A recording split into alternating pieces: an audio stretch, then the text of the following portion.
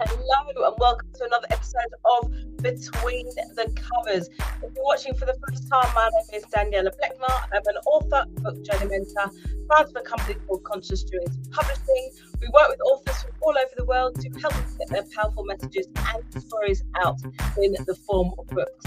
Behind me on the bookshelf are just some of the 300, nearly 50 books that we've published over the last 9 years now. I'm absolutely passionate about providing a platform for unseen, unheard authors so they can have their voices heard and stories shared so they can educate, inspire, and empower the generations to come.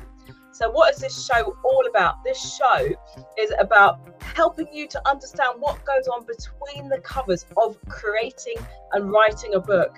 Getting your story out, getting your voice out, being seen and heard, and the whole journey behind creating a book people don't often get to see. It's so easy to look at a book, look how beautiful this is, and enjoy the read or find the read insightful, empowering, but just understanding the journey that goes on behind or between the covers of creating it is something different.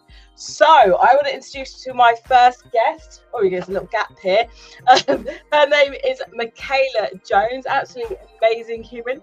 She has written a book called Safe to be Seen and Heard. This is her very first interview, so please show her some love. It's really difficult to, number one, share your story, right? Writing your story is one thing, publishing a book for the world to see is another, and then doing your very first interview. So before I bring her on, I'm going to tell you a little bit about her book. It's called Safe to be Seen and Heard. I'm going to read a little bit of the back and tell you a little bit about Michaela, and then you can meet her for yourself. But if you are watching, please do say hello, tap the screen, show us some love, hit the notification bell up there or down below, wherever it is, so you can be informed about other interviews. So, are you seeking external validation, assurance, or approval? Maybe you're repeating toxic behavioral patterns that cause you to remain in stunted connections, or perhaps you're dimming your light to fit in, leaving you suffocated and miserable. You deserve to experience and explore a new life. Your soul is yearning to align to a new timeline. Safe to be Seen and Heard is a powerful and deeply vulnerable account of Michaela Jones's healing journey from childhood sexual abuse, exploring its profound impact on her mental health and the toll of the trauma bonds. Through powerful messages of motivation and transformative inner work, Michaela shares her growth from a wounded inner child to a healed and empowered woman.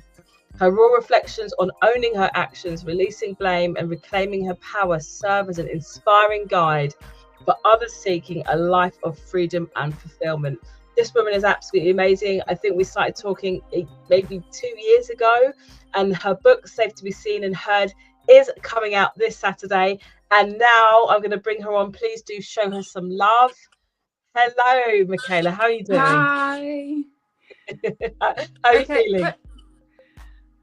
Okay. I mean, firstly, it was a year ago, but I do understand, given the type of student I am, it probably feels like 2 years, but it was a year. You know what, I have no concept of time sometimes, so I honestly, I don't even know how long ago it was, but yeah, it was a year. It feels like a bit longer. So your book is going to be out this Saturday. How do you feel about it, first of all? Really anxious, if I'm honest. And it's really contradicting, actually, because the whole reason, I'm probably going to answer 2 questions now because I know you're going to ask me why I wrote it, but the whole reason why I wrote the book is firstly for myself, for my own healing journey, to identify those trauma bonds and toxic behavioral patterns that I'd adopted through experiences.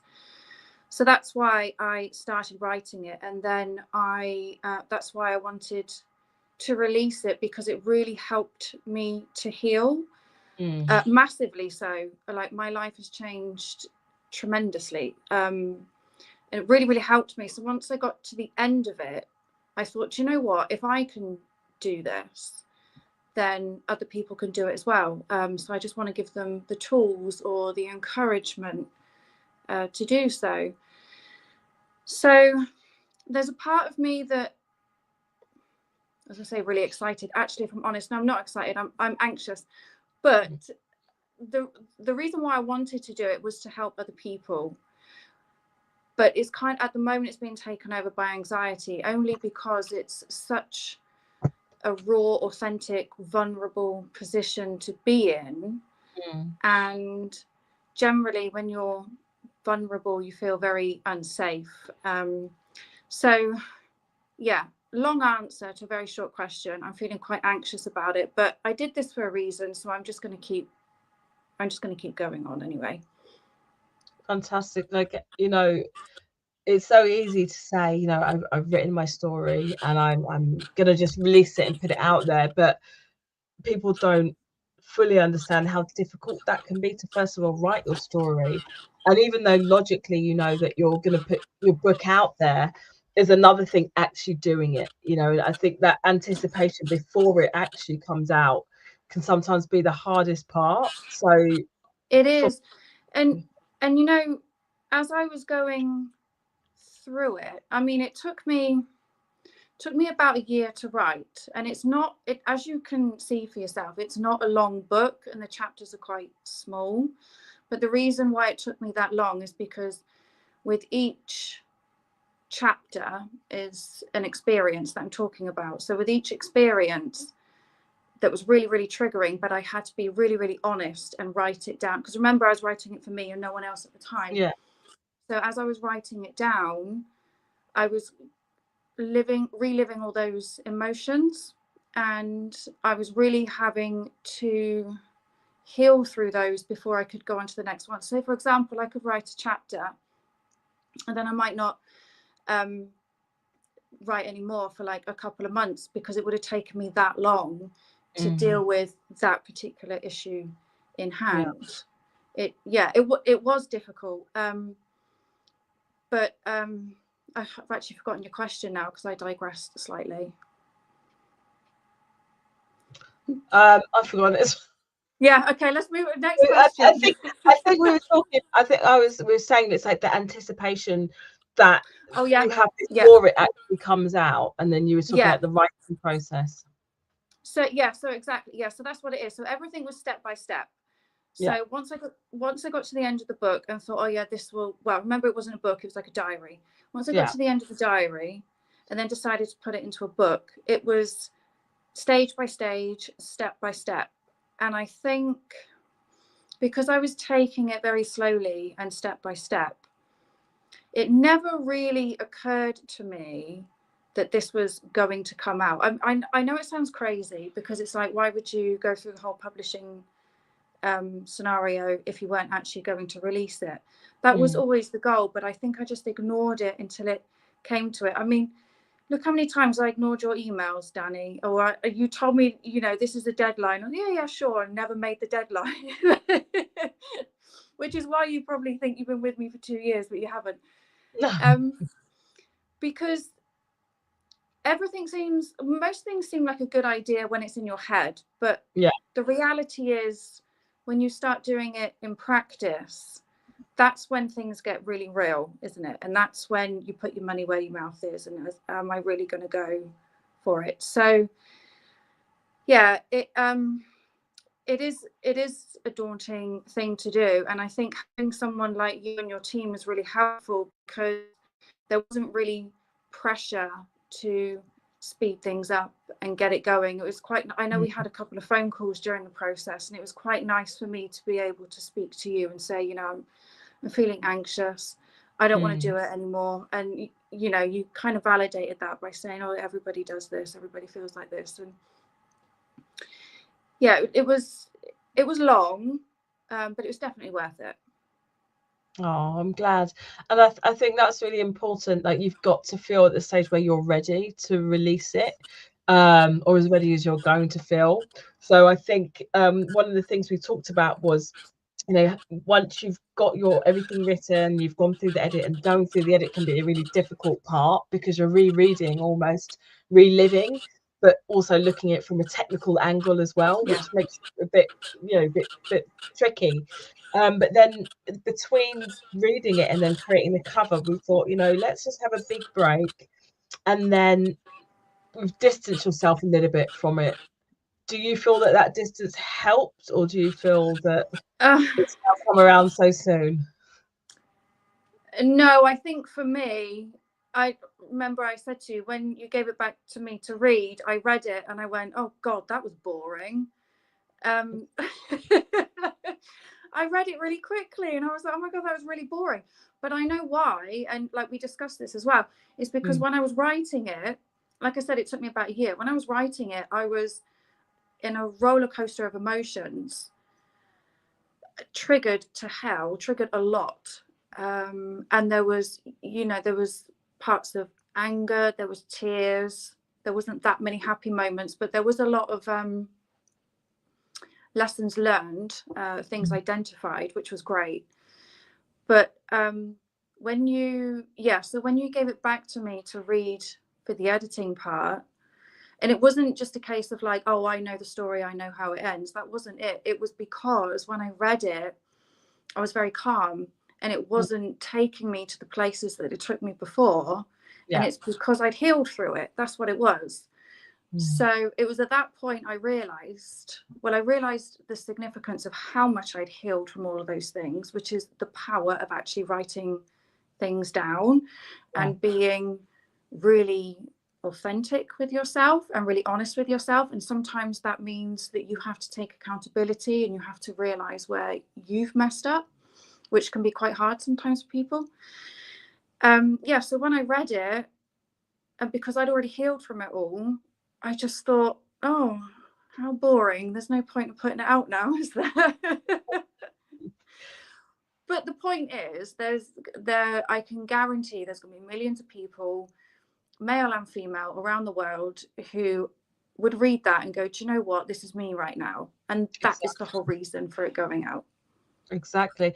And it's incredible that you've been able to, write your whole journey from pretty much childhood to where you are now, doing amazing things, right? And to be able to look back on, most of it takes part in your adulthood. So it's looking at, how your relationships are formed, some of the patterns in your life. Be able to look at that in retrospect is such a powerful thing to do. That level of awareness is phenomenal. And I understand because it's your story, and when you wrote it at the time, you're going through those emotions, but then reading back over it, it almost feels like it becomes a bit more mechanical, right? So, and that's a good stage to get to, because then it helps with the release of the book, I find, rather than still being in that state. Tell us, let's start from the beginning. Safe to be seen and heard. Tell us about the title. Why the title? Okay, so I noticed from a lot of, life coaches or thought leaders, teachers, everyone like that, there was a lot of, I heard them say a lot, you need to feel safe in your own body. You need to feel safe to be seen. You need to feel safe to be heard. And I kept hearing it and hearing it and hearing it. But it only really resonated with me when I was ready to go on that, I suppose you could say, healing journey. I'd heard it so many times before and it didn't really, stick with me, but I got it now.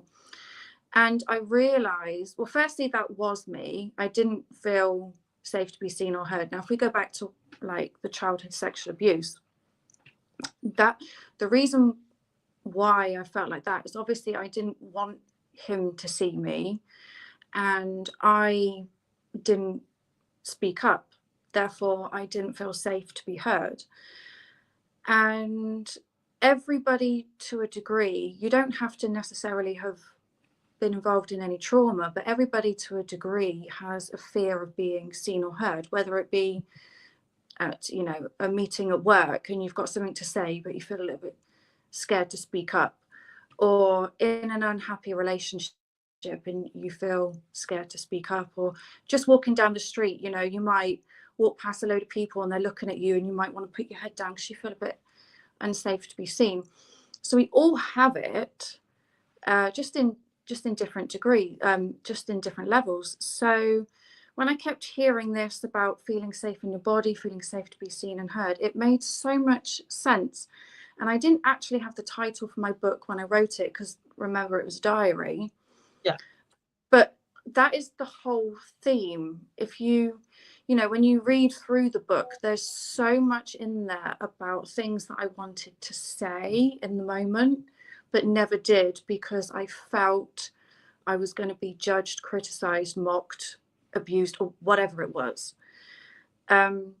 So, and there's also a lot about, because I had such low self-esteem and confidence, there was very much, you know, putting my head down, not dressing up, not wearing any nice clothes, not doing anything nice with my hair or makeup because I didn't want to be seen, you know, just kind of like fading to the background. And it's generally as a way to feel safe by not letting anyone see you. So yeah, so the main, yeah, a lot of the story through that is not feeling safe to be seen and heard. And it's something that I have learned to do. I have felt a lot safer now. And it's something that we all deserve, actually. Everybody deserves to have a voice. Everybody deserves to be present, show up, and, you know, be valued. But unfortunately, a lot of us don't. So that was the reason for the title. I put that right at the end because that's pretty much. I think what I had in my head at the beginning is I wanted to use the word healing because that's what I was doing, like a healing journey. But I just kept hearing, you know, like Joe Dispenza or Aaron Doughty going, oh, feel safe to be seen, feel safe to be heard. And I'm like, oh, do you know what? I think that's it. That's the one. Because we all have it. We all have that problem. Absolutely perfect title, and that kind of leads into the cover. And this, the creating the cover was quite a journey, right? Getting the right one. And it ties in really nicely. So would you like to explain to people watching, you know, the cover and how it ties in with the theme and the title? So yeah, so again, it's all about with the healing side of things. Or even if you're not healing, just as a general adult, we all have that inner child. We all have subconsciously memories or behavioral patterns from when we were younger, whether we're aware of them or not, we have them. And when you heal through trauma bonding, you really do have to go back to that inner child. And for me, it genuinely was that child because of, you know, the abuse that happened back then. And it's about healing that child in order to get to the woman or the man that you are today. You know, you can't just, unfortunately, you can't just read a book or buy like a 6-week course and be, you know, completely transformed. It doesn't work like that. You have to go to the source, which is generally your childhood. So I really wanted, on that front cover, I really wanted to depict like a woman with the child in her chest, basically the heart center, or you know, where we could put it, because it's all about combining the two, starting from back there, because it is the child who ultimately determines who you are as the adult. And that was where we had to go. So that was really, really important for me, because, you know, if you remember, it was going to be a picture of me and like a child around that area, and it just wasn't working because my phone's too crap, obviously, to send the phone. But yeah, it had to be that. You know, in a way, the only, I would say, it's not a criticism in the sense of the way it's designed, because I love the way it's designed, but I wanted to make it also attractive to men as well. Because when you look at that, it's probably going to be maybe women that are going to go, oh yeah, you know, that's for me. But trauma or, you know, healing, it's, you know, there's no gender to it. It goes to anyone. So I did want to include men as well. But at the same time, this is essentially a memoir, you know, a diary of me. So we had to make it more direct to me. And you've got the green eyes there as well, which is really important. Yeah, actually, because I was quite specific about the eyes as well, wasn't Yeah. I? That was the one thing that you couldn't take away. So the thing is with the eyes, the eye, people say the eyes are the windows to the soul or the heart, or whatever. Yeah. It seems to chop and change. But the thing is with the eyes, you can always tell with somebody's eyes. Someone can fake smile, but you can tell by the eyes that it's not genuine. Yeah. If you look into someone's eyes, you can tell if they're upset. You can generally tell if they're angry. And I just think that we can tell a good story from our mouths. We can say, my life's great and I'm fine and blah blah blah, but the eyes never lie. And I really wanted those eyes to be, again, seen, quite significant, because they are very important. Now, anyone else looking at that would think, okay, there's, it's just a woman like touching her boobs or something, but that's really not what it is. I wouldn't have thought that.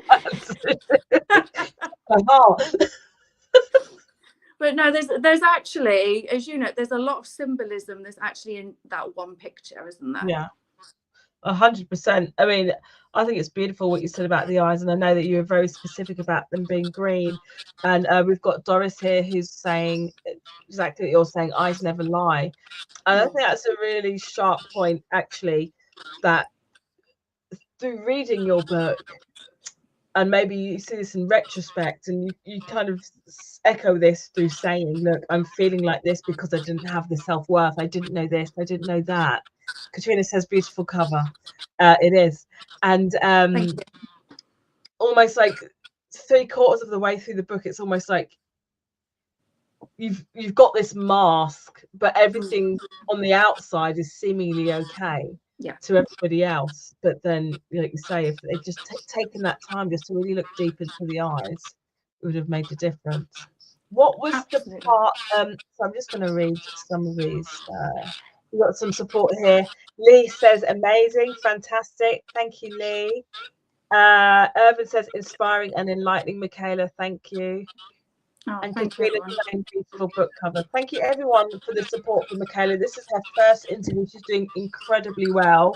Her book, Safe to Be Seen and Heard, is coming out on Saturday.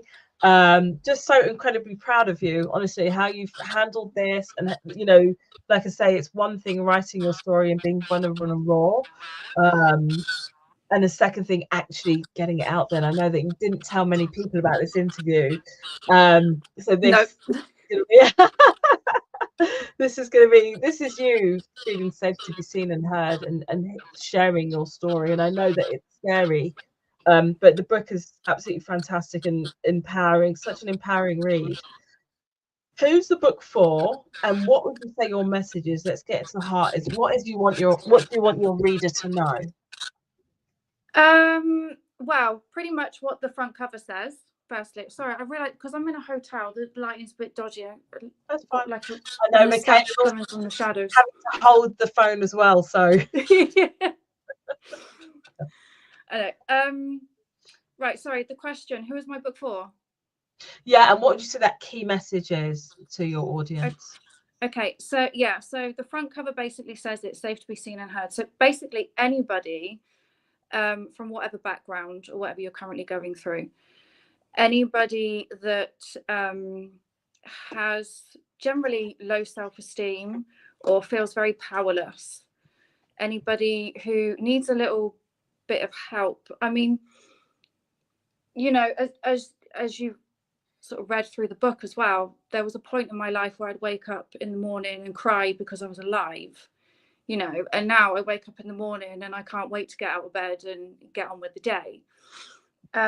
So it is, although mine starts off with trauma and mine is a lot about relationships, as I said before, it's not gender specific. It seems like it's geared up to women, but that's only because it's about me.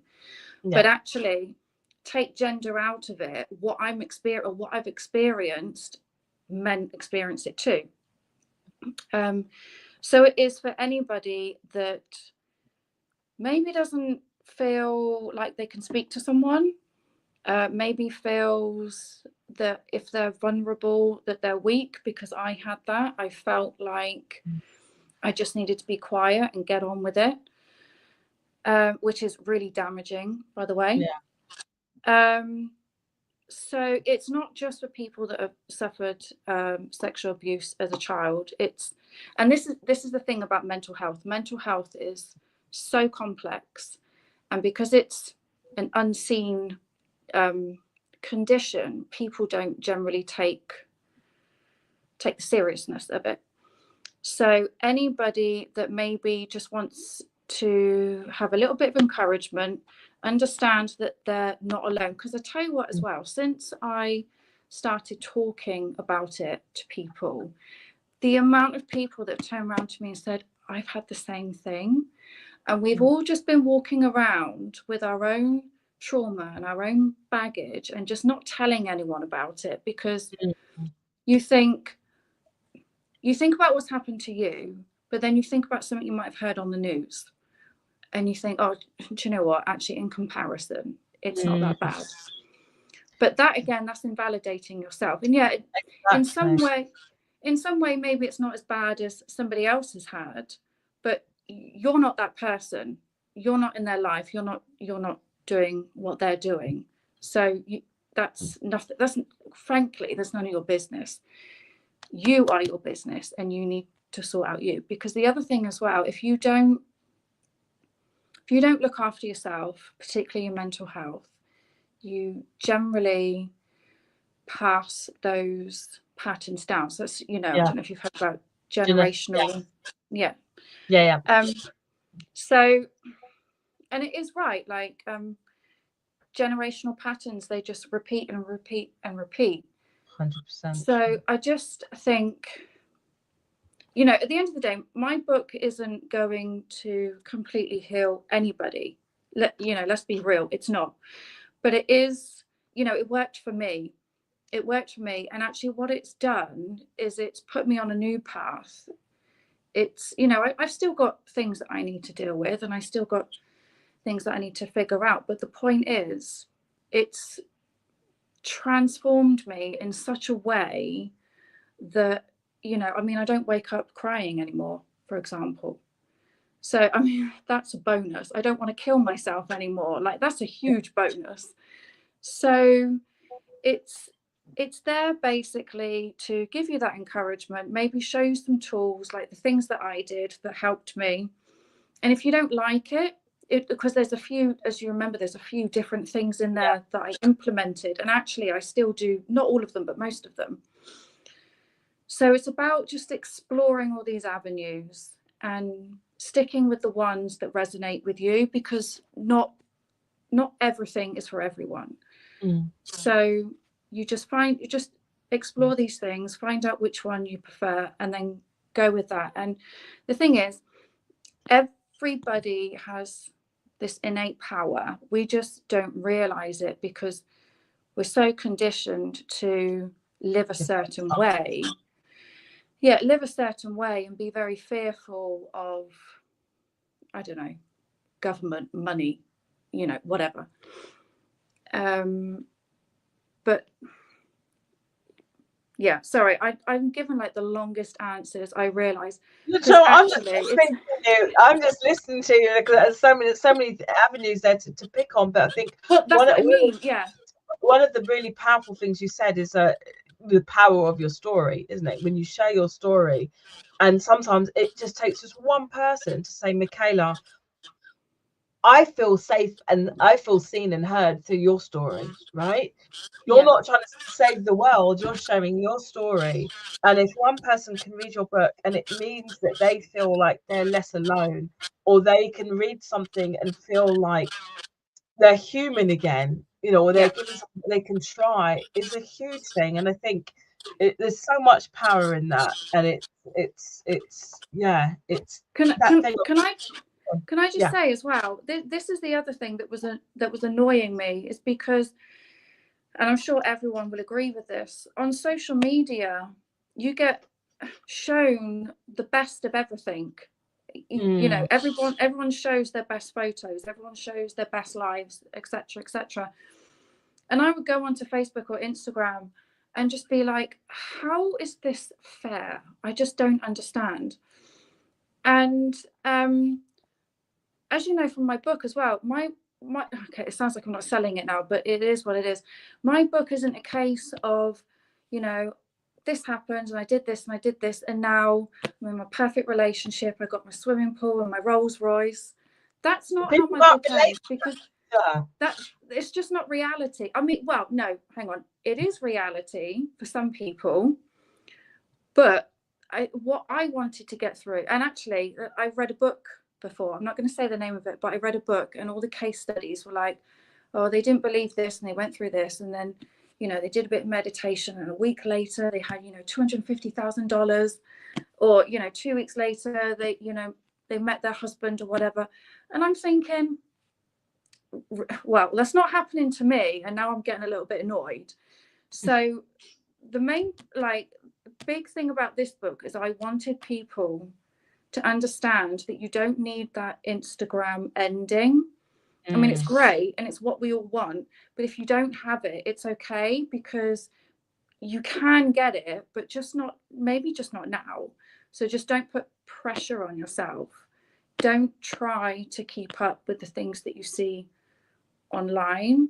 It's all about taking your time. And what I would like to do is I would like to create a space for other people who are maybe struggling, but just taking their time to go through their healing, or, you know, they don't necessarily want to, you know, join all these groups and be forced to be like really happy. And that's what we want at the end of the day, is what we want. But it's about taking your time and doing what's right for you. So for me, I don't know if you remember, I said to you, maybe I won't release the book yet. Maybe I'll wait until I get my swimming pool and my Rolls Royce, and then I'll release it. Yeah. But that's not authentic, is it? So what was the point? It kind of takes away the whole reason I did the book. It's you know, it's because it's real, and that's it. And it's relatable. You're speaking to somebody who is, you know, a few steps behind you in where they are in their journey. And sometimes that gulf between where we are and then seeing this huge success of, this happened to me, but now I've got X, Y, and Z. It feels so far to go. It's like climbing a mountain. It's so far to go that it's almost like, well, I might as well not bother. Whereas yours is, I've gone on an exploration of getting to the root cause of why certain things have happened in my life in terms of some of the repeated patterns. And these are the things that I've used to help me. One, you're sharing your story so that people don't feel so alone, people who have been in that position. And I think what is so much more important than, I don't know, whatever was it you mentioned, the Rolls Royce and the house or whatever, is just having this sense of like, I love me, you know, that complete self-acceptance and understanding of who we are and why we are, and knowing that we can, you know, create change in our life. And that is what your book is about, and that you are testament to that. So for me, that is a huge success, even more so than, you know, having a Rolls Royce. Are you really happy? You know? Well, I'll let you know when I get it. Doris said, just add, sorry if you're going to carry on, I'm butting in, sorry. So Doris says we all experience trauma differently, and for that reason our coping mechanisms will vary. 100%. Yeah, absolutely. Wes says, indeed, Michaela, a little bit of help goes a very long way. Your book is a very good jumpstart for anyone experiencing deep trauma affecting their mental health. Thank well, you. I wanted to ask you, at what point in your journey, sorry, I can just hear myself echoing that. If you're listening, you know what, it's because I've moved my hands again, so I'll put them back. Sorry. At what point in your journey did you say, right, enough is enough? I'm going to go on a journey of getting better. Oh, ouch. I know that's hard. Yeah, I mean, I know the answer to it, but it's just actually speaking about it. Okay, so there's been lots of nudges throughout the years. The final thing was when I was in Chicago, and that's when I found out my boyfriend had been cheating on me. So I spent the rest of Chicago by myself while he was there with his friends, and I flew back a day early. And on the way back, I read a book from Joe Dispenza, and he had said, scientists say by the time you get to 35, your personality, your biological system basically, is pretty much set, because you've experienced everything you need to experience. You've learned everything you need to learn, and you're pretty much, from now on, you're pretty much just going to be repeating everything you know based on your past experiences. And I was 35 at the time, and I thought, no fucking way, I'm not doing this again. Sorry for no joke. I can't do this again. I'm 35. Most women my age are on their second husband and their fifth child by now, and I'm like scratching. I know, so you looked at me then, but where I come from, that's true. And I just thought, I can't keep doing this. Like, I don't deserve this, and I don't want this. But what happened with him is the same. He was basically the same man dressed up in a different body, essentially. Yep. It was the same scenario.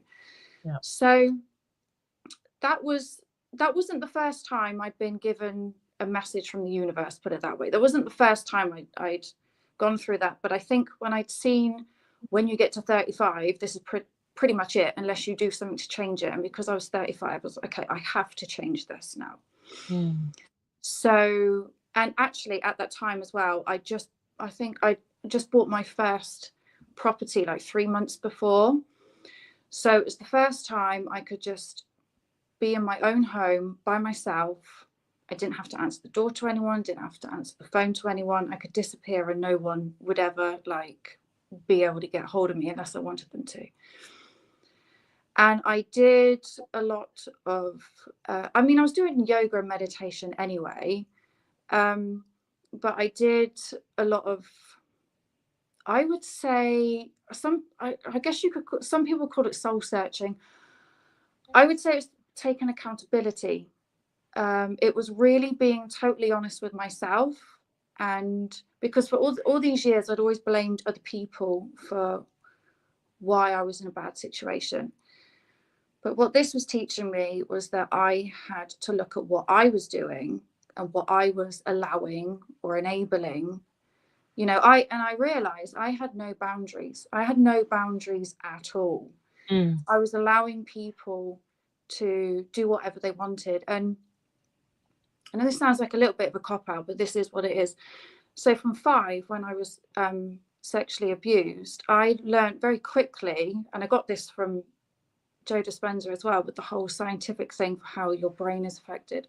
Yeah. Subconsciously, I had learnt and believed that I was kind of subservient to men and just there for some form of taking because I wasn't good enough for anything else. Yeah. And that is essentially how all my relationships ended up being. Like, I had no boundaries. I didn't feel safe to speak up and say what I wanted, because quite frankly, I didn't know what I wanted. I was just kind of programmed to give them what they wanted. And yeah, I had to be really, really, really honest with myself and know where my mistakes were and know what it is that I had done. And I'm not saying that, you know, any of these people were in the right. I'm not absolving them of the things that they've done, not at all. But I am taking ownership of the things that I did purely out of naivety or doing it unconsciously. Yeah, absolutely. And it's just becoming aware of those patterns. And actually, I was going to say this earlier, but I got distracted because I keep digressing.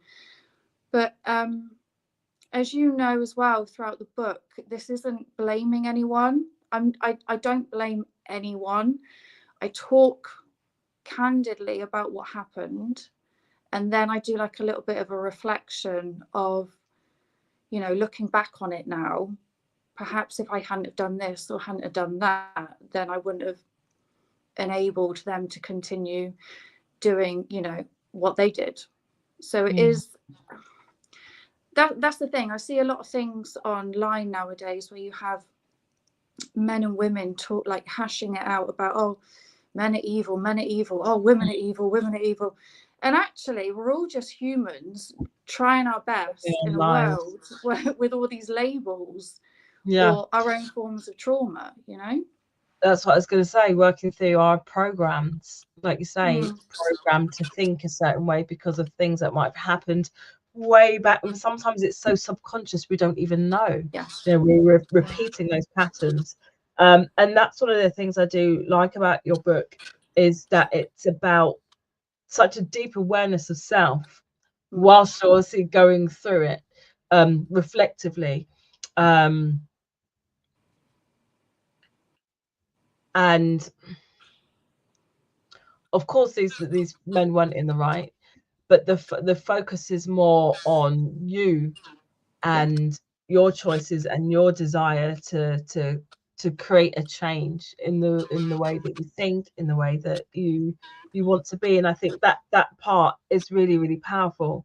What would you say is the kind of just one thing that really helped you start making a significant change in the direction of your life?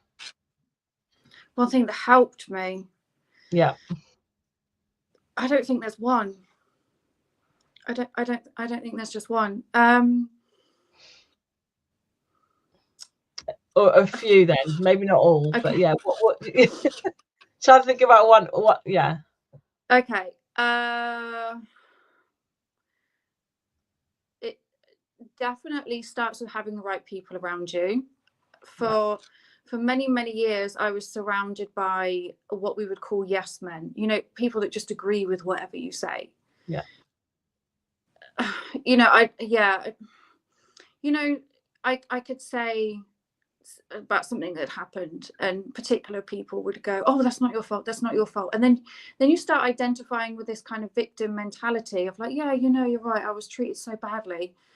And again, yeah, that does happen, but at the same time, unless you have real honest people around you who can say, do you know what, maybe if you look at it this way and see perhaps what you did, only then can you grow. And self-awareness is so powerful and it's such an incredible thing, and without it you just continue to repeat the same patterns and ultimately hurt people.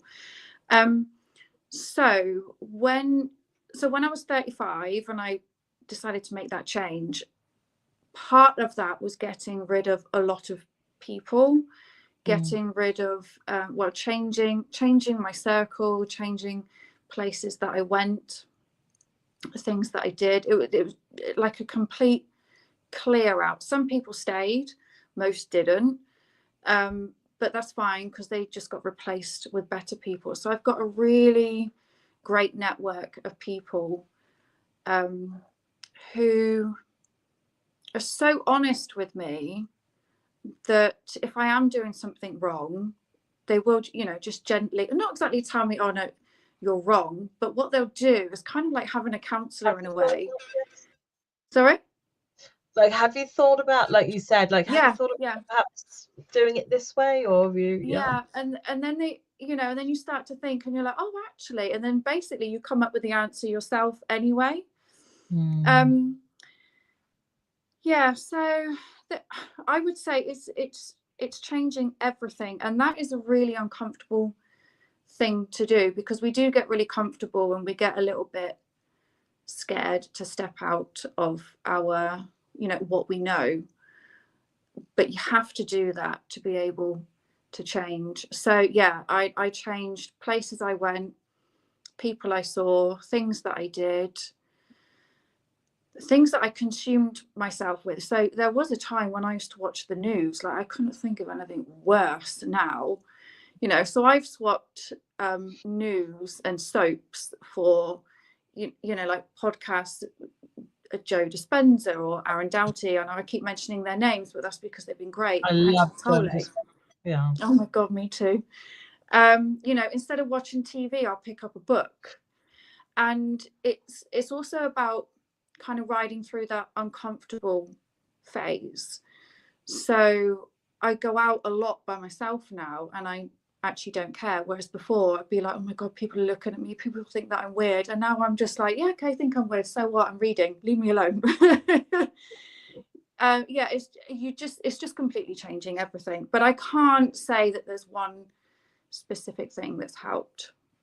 Yeah, no, 100%. There's so many different, especially in the book, if you read the book, there's so many different aspects, and I like that you have honed in on that one of the complete declutter, even though it doesn't feel like it at the time, changing the people around you, changing your thoughts, changing just your environment, you know. And I think that's definitely really powerful. Now, you spoke about some of the people around you now being supportive, candid, honest. What has their reaction been to you publishing this book? Oh, they've loved it. They've loved it. So I'm gonna have to move the fact because my elbow is hurting on the table. So let me know if it's is it echoing for you? No, that's absolutely fine. That's fine. Okay. Yeah, no, they've been great. But again, to be honest, because when I started writing this, it was literally just for me and no one else. So they didn't know until around about the time I'd contacted you. So yeah, so for a good year, nobody knew because it was just for me. But they, you know, they've been absolutely incredible. And, you know, particularly, I've got to say, Helen, Katie, Kirsty and Kat, they've been absolutely great because, you know, when you just have those people that you just know you could call and they will just answer the phone no matter what time of night it is. And even if they're not actually that interested in what you got to say, at least they'll kind of be there and listen anyway. And they go, oh yeah, great. Okay, bye. But sometimes you don't need advice. Sometimes you just need to speak and have someone just go, oh yeah, yeah. Just sometimes you just need to be heard. And absolutely, yeah. Listen to, and I think that's sometimes so much more powerful. I was saying this to the kids the other day. Just listening sometimes is so much more powerful than trying to give advice or trying to tell somebody what they should think or say. You know? And that's the other thing about giving advice, because people generally give you advice based upon their own perceptions. Yeah. So I mean, I've been guilty of this. I've taken advice from people that were way more broken than I was. And so you're taking advice from the wrong people because you think that they know better than you. And actually, like I said before, we all have that innate power. We just don't, all of us, most of us don't know how to hear it or translate it, which is essentially, you know, what the book is about as well. So yeah, it's not always about speaking to someone to hear their opinion, because you will always know the answer. Your body will always know the answer. You just need to know how to understand what your body is trying to tell you. And when you're so filled with grief, anxiety, you know, XYZ, you'll generally misinterpret it. It's like not tuning a radio station in properly. You get a little bit from one song and you get a little bit from another song, because you're so mixed up with all these emotions. But once you start doing all the healing work, you kind of clear all that and you can hear yourself again, and you will always know the best thing for you. We always try to seek validation or answers from other people, but again, like I said, you shouldn't take advice from other people because their perception is generally going to be different to yours, based on their own experience as well. Yeah. Well, that's something I was going to say. It's completely gone from my mind. It was about hearing that quiet voice within and just knowing how to do it. That was it. Sometimes, you spoke about this earlier, when you're kind of in the throes of emotions or repeating patterns, and that comes from like a sense of being in survival mode and not having the trace back to that root. So sometimes it feels impossible to create that change because you're stuck in that survival mode. I'm cognizant that you've been holding your phone this whole time and doing such a great job. So I've just got a few more questions. If you're watching, please can we just have some heart emojis going up for Michaela? She's done so incredibly well. I said I was going to keep this down to just a short half an hour for her because can I just say that because I missed going swimming tonight, holding the phone is actually working out my arms, so we're all right. She'll just keep going. Kat's giving some love. There you go. Oh, lovely. Oh, thank you, Kat. Sorry, she's giving some hearts. Oh, thank you so much. Honestly, it's just been fantastic just listening to you. And you were worried. You didn't have anything to say. You've got a lot to say, and I think a lot of people can relate to what you're saying and to your story. And no matter what the trauma is, we all kind of do the same thing in terms of repeating things that stem from our childhood, and not many of us know how to become aware, or many of us may be aware but not know how we can actually completely transform. And you've done that, and not only have you done that, but you're letting this story out into the world. And I know it's scary, but it's just, honestly, I salute you. Hats off to you. What advice would you give to, oh, here we go, Red Oxtail is saying congratulations on your book. Oh, thank you. I appreciate that. What advice would you give to the young Michaela? I'm going to take myself out now, and I'm going to let you speak to the camera as if you were speaking. Oh, no, I don't want to do that. Okay. Okay, what advice would you do you know what I would? Right, I'm going to go right back to it, and I would say, this is not your fault. This is wrong. Go to your mum and tell her what's happening. And that sounds so simple. Like, that sounds ridiculously simple. But the reality is, when you're a 5-year-old child and you don't really know anything, you don't really know anything mentally, but you do know how to feel. So I don't know what it is that he did. No, I don't know what it is that he said, or even what it was that he did. I don't know what it was, but there was something about those experiences, those moments with him, that made me feel like I shouldn't say anything. And I sometimes I kick myself and I'm like, why didn't I say anything? Why did I not? Because I didn't feel safe to be heard by anybody else. But I don't know why. I don't have the answer. I don't know why I didn't say anything. All I can remember is how I felt, and I felt like this needed to be a secret, and I couldn't tell anyone because it was disgusting and shameful. Bearing in mind, I don't even think I knew the word shameful at the time, but I can identify with the feeling thinking about it. So my message to that young Michaela would be, go and tell your mum.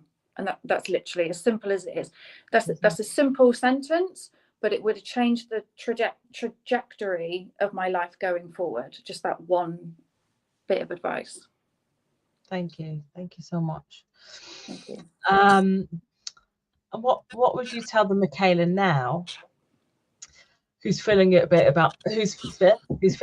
nervous about releasing her book on Saturday?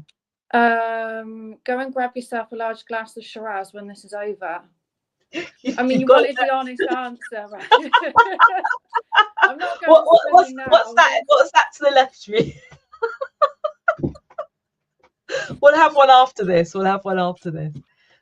Honestly, Michaela, you've been absolutely amazing. I can't tell you how proud I am of you. Quite emotional, actually, because we're going to keep this really, really short. So I'm just going to let you talk to hear. I know my answers have been quite long. I'm sorry. No, this is what I needed. No, this is what we need. This is perfect. You know, the hardest interviews are ones where it's like one word. For me, my job literally is listening and asking questions or engaging in conversation. It's not a set thing with a list of questions. It's about us listening to you. That's what my interviews are, and you've been absolutely fantastic. And if no one wants to hear more of this story, It's coming out. You can pre-order it now from the Conscious Dreams Bookshop or any good retailer such as Amazon, but get it from the Conscious Dreams Bookshop because Michaela gets paid 3 times more because Amazon takes money. And you can also get a signed copy from Michaela as well. Okay, so I just want to say thank you everybody so much for joining. You've been amazing. How can people connect with you, Michaela? Oh, good question. You're on TikTok, aren't you? And Instagram. Pardon? You're on TikTok, aren't you? On Instagram, which we're both trying to figure it out. Yeah. I was going to say stay away from Facebook. There's no point with that really because I don't really use that one anymore. But yeah, TikTok and Instagram. I don't know how to put out. How would I even share that though? Oh, is it what's the name, the handle? Oh yeah, it's not my it's not my real name on those, is it? It's Kayla Laura. We'll find out. We'll Kayla will come back and put the details up if need be. But you can buy a copy of the book from the bookshop or any good retailer there and connect with Michaela and her story. Thank you everybody for coming on. I'm just going to read this lovely message from Kat to finish. Well done, you've been amazing and so inspiring. So we can now share this with your friends. Yeah. I don't know. All right. Thank you everyone for joining. There is no Between the Covers next Thursday. So can I just say as well, thank you everyone for coming. I really appreciate that. Thank you, Michaela. Thank you everyone for coming. I will see you, I think, in 2 weeks' time at 7 p.m. GMT, 2 p.m. EST, and I will let you know what guest is coming on. It's been a very long week. Have a bye-bye. Bye.